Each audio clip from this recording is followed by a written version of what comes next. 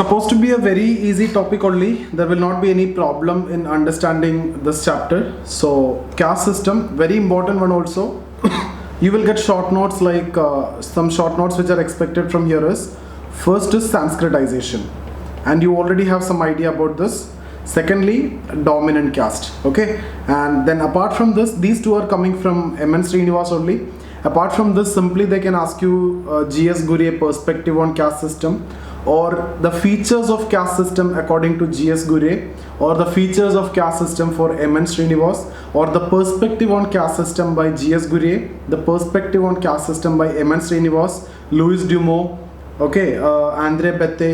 All these can be the questions which can be asked from this particular chapter. Apart from that, untouchability can be asked. What are the different forms in which it is practiced? Okay, contemporary examples you need to add over there. Okay, whatever you see, current examples you need to add. Okay, and then what are the different perspectives to deal with this? So this is what we need to discuss in this chapter. So when we discuss about caste system, primarily we talk from mainly macro view. The main division is macro, that is the first part, and then we will try to see the caste in micro. So when we discuss about macro understanding of caste, we will only talk about, or we are more interested in understanding this in terms of Varna. Okay, Varna means we are talking about Brahmins, Kshatriya, Vaishya, Shudra. So this is the four Varnas, and those who are not part of this, they are the Avarna, right? The Dalits, okay, or the untouchables. Different names they are known for. So Brahmins, they perform the ritual occupation, they perform the rituals, and they do the intellectual works. So that is the job associated to Brahmins. Kshatriyas, they are the warriors, and they are dealing with power and protection.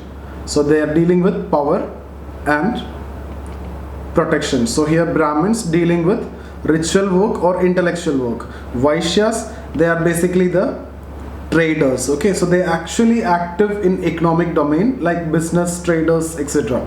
Shudras, okay, so service providers. Shudras are the service providers. So this is actually the Varna scheme. But nowadays, if you see, is there any such order which is practiced? Even the Brahmins are also doing trading, or thus they are also the service providers. Even the Brahmins are also carpenters. Okay, so that kind of clear-cut division you cannot see in the modern society. That we need to see in social change aspect. Okay, so here towards the end of this answer, when you're writing in modern society, what is caste also you need to understand. The power structure is changing.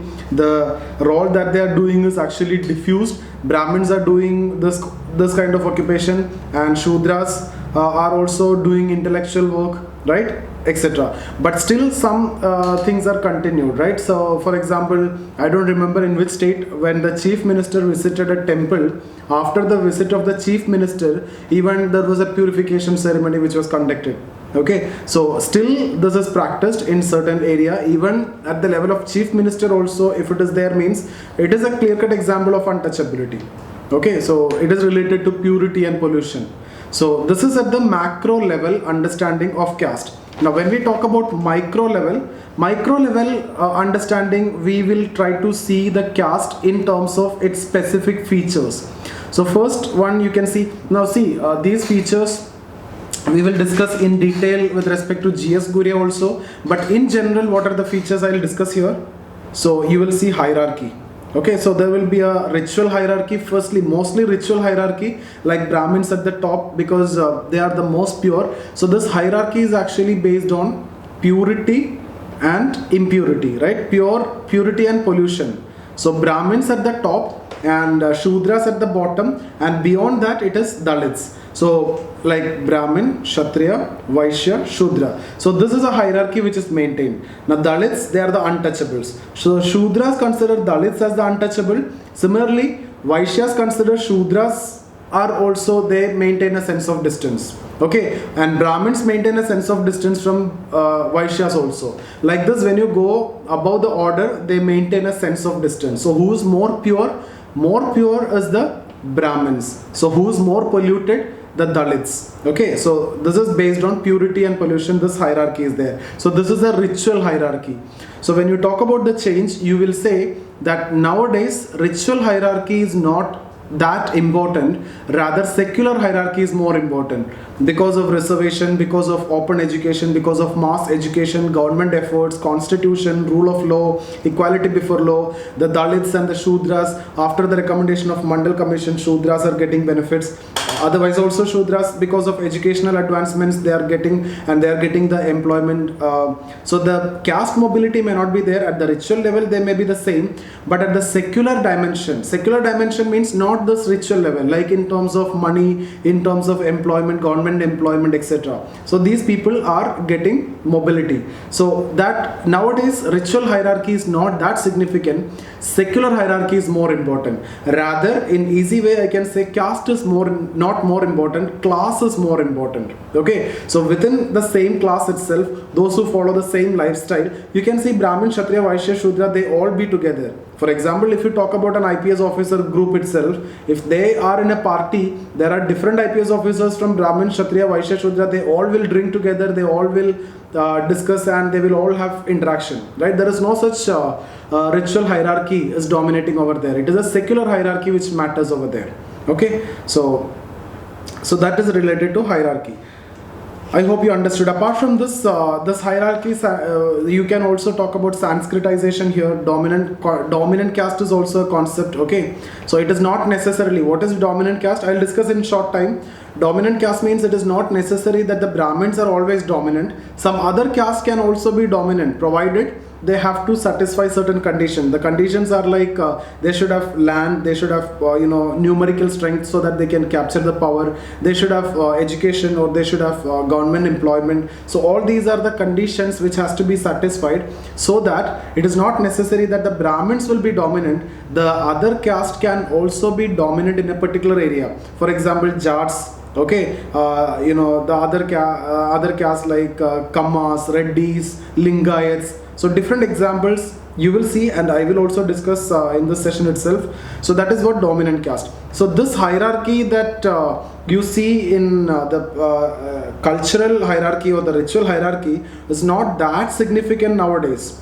Okay, that is the first point. Now the second point is actually related to this caste based occupation. That also we have anyway covered here, caste based occupation. So Brahmins are doing intellectual work, right? So Kshatriyas are doing the work related to power, protection, etc. The right Shudras are the service providers, and Vaishyas are the traders. Now that's the second feature. Third is one more important one, that is related to endogamy. Okay, so when we talk about like Brahmins as a Varna group and Kshatriya as another Varna group, or for your understanding you can also take it as caste. It is actually Varna. This is Varna because there are different castes within this. Shaivas are there, Vaishnavas are there within Brahmins, right? So there are different other castes, subcaste, subcaste, gotras, different divisions are there, you can see. So this Brahmins, you have to marry from within. That's what you mean by endogamy. Kshatriyas, you have to marry from within. That's what endogamy. But there will be different gotras, right? Gotras, subcaste. So they are the descendants. You know what do you mean by descent? Descent means it is based on ancestor. So when I am saying descendant of the common ancestor means the members in this group consider one same person as their ancestor, and they trace identity from that person. So you should not marry from this group, rather you should marry outside. That is what you call as Gotra exogamy. This is something which we have discussed under marriage rules in India. Here what I want to tell you is caste, the features of caste. What is that? Endogamy. Okay, so we practice endogamy in caste. Then fourth one, if you see, restrictions on feeding and social intercourse. Restriction on feeding, like what type of food to be given, pakka food or kacha food. So some community you will give a cooked food, some community you don't give the cooked food, raw food you will give. So restriction on feeding and social intercourse, the sense of distance that you need to maintain, all these will come here. Okay, and then you have next feature, you can see civil and religious disability. So when you talk about civil disability means what are the civil disability? Like you may not be allowed to go through a particular road. You are not allowed to travel through a particular road through which the Brahmins and the upper caste is going. You should go through some other different route. Similarly, you may not be allowed to use the well. Okay, like that. These are civil disability. Religious disability means you are not allowed to enter into the temple, right? The Hindu temple is not allowed for the untouchables. All these, this is what you mean by religious disability. So you can write there temple entry movement, okay, Vaikam Satyagraha, all these are against this only. So these are the main features. Apart from that, one more, social mobility.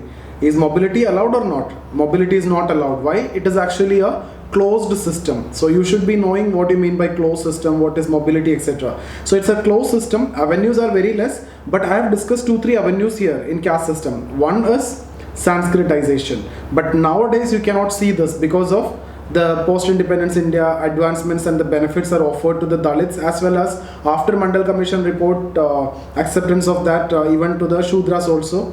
So there is no such concept of Sanskritization now. But nowadays mobility can be seen in terms of hypergamy, okay, and hypogamy, or anuloma and pratiloma. Hyper means you are marrying a man who is at the higher caste. Hypo means lower caste. Okay, so this lead to downward mobility and this lead to upward mobility. So hypergamy means like Brahmin women and Kshatriya Brahmin men, Kshatriya women. So Kshatriya women marry a Brahmin men. So this is upward mobility because women's status is connected with the husband, right? Similarly, Brahmin women marry a Kshatriya men. So what will happen? This is a downward mobility. Why? The woman's status is connected with the husband. So he is at the Kshatriya level only. So this is downward mobility. So this is also known as pratiloma. This is known as anuloma. Prati, you can see it in a negative language, right? So that is what downward mobility, pratiloma. Hyper, going up, anuloma. Okay, so you don't want to have any confusion here. So that's about caste system, and that's what you need to know about caste.